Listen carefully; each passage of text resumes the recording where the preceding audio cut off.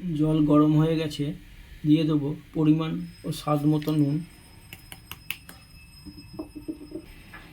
দিয়ে দেবো সামান্য পরিমাণ রাঁধুনি আর সামান্য পরিমাণ হিং। এটা খুবই সহজপাচ্য রান্না, খুবই সহজ সরল এবং পেটের পক্ষে স্বাস্থ্যের পক্ষে খুবই উপকার। আর দিয়ে দেবো পরিষ্কার করে ধুয়ে রাখা মুগের ডাল।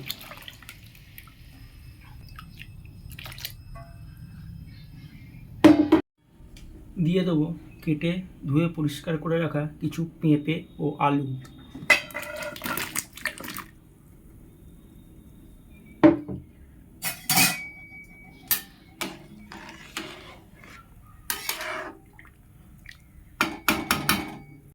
কিছু কাঁচা লঙ্কা,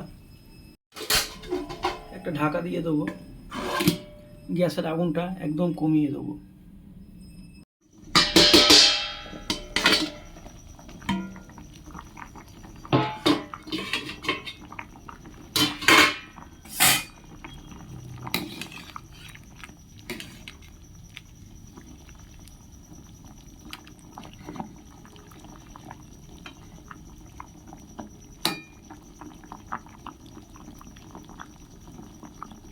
আমার আলু টালু সব সুন্দরভাবে সেদ্ধ হয়ে গেছে, পেঁপে সেদ্ধ হয়ে গেছে। গরমকালে সব এরকমই রান্না হবে আমার। যদি ভালো লাগে লাইক শেয়ার কমেন্ট করবেন।